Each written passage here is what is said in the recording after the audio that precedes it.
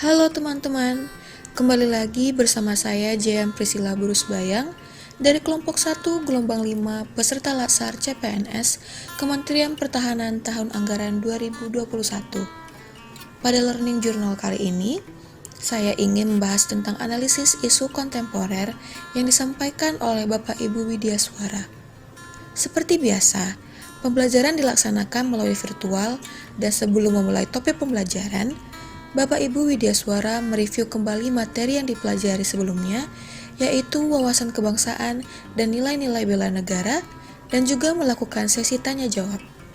Menjadi seorang PNS yang profesional harus memenuhi beberapa persyaratan seperti mengambil tanggung jawab, menunjukkan sikap mental positif, mengutamakan keprimaan, menunjukkan kompetensi, dan memegang teguh kode etik. Ada 4 level lingkungan strategis yang dapat mempengaruhi kesiapan PNS dalam melakukan pekerjaannya sesuai bidang tugas masing-masing, yakni individu, keluarga, masyarakat pada level lokal dan regional, nasional, dan dunia. Dapat dikatakan bahwa perubahan global yang terjadi dewasa ini memaksa semua bangsa untuk berperan serta. Jika tidak, maka arus perubahan tersebut akan menghilang dan akan meninggalkan semua yang tidak mau berubah. PNS dihadapkan pada pengaruh yang datang dari eksternal juga internal, yang kian lama kian menggerus kehidupan berbangsa dan bernegara. Fenomena-fenomena tersebut menjadikan pentingnya setiap PNS mengenal dan memahami secara kritis terkait dengan isu-isu kritikal yang terjadi saat ini atau bahkan berpotensi terjadi. Isu-isu tersebut diantaranya bahaya paham radikalisme dan terorisme, bahaya narkoba, cybercrime, money laundry, korupsi, dan lain-lain. Isu-isu tersebut seringkali dikenal sebagai isu-isu strategis kontemporer. Isu-isu kritikal yang ada pada saat ini terbagi ke dalam 3 kelompok, yaitu yang pertama, isu saat ini. Isu saat ini merupakan kelompok isu yang mendapatkan perhatian dan sorotan publik secara luas dan memerlukan penanganan sesegera mungkin dari pengambil keputusan. Yang kedua, isu berkembang. Isu berkembang merupakan isu yang perlahan-lahan masuk dan menyebar di ruang publik, dan publik mulai menyadari adanya isu tersebut. Yang ketiga, isu potensial.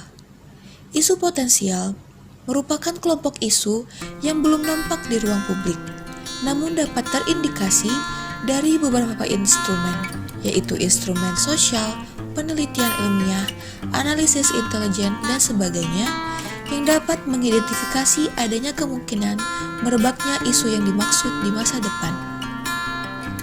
Adanya isu kritikal, maka diperlukannya analisis untuk memahami isu-isu tersebut, sehingga diperlukannya alat bantu penerapan kriteria isu, salah satunya menggunakan teknik tapisan. Teknik tapisan menerapkan rentang penilaian pada kriteria aktual, kekelayakan, problematik, dan kelayakan. Alat bantu tapisan lainnya misalnya menggunakan kriteria USG, dari mulai sangat USG atau tidak sangat USG. USG merupakan kepanjangan dari urgency, seriousness, dan growth. Urgency yaitu seberapa mendesak suatu isu harus dibahas, dianalisis, dan ditindaklanjuti. Seriousness, seberapa serius suatu isu harus dibahas, dikaitkan dengan akibat yang akan ditimbulkan. Dan growth yaitu seberapa besar kemungkinan memburuknya isu tersebut jika tidak ditangani segera. Setelah dianalisis dengan teknik tapisan dan isu yang dianalisis telah masuk dalam kriteria AKPK ataupun USG, maka dilakukan analisis secara mendalam menggunakan sistem berpikir mind mapping, Fishbone, ataupun SWOT. Demikian penjelasan mengenai analisis isu kontemporer kali ini. Semoga bermanfaat. Sampai jumpa di Learning Journal berikutnya.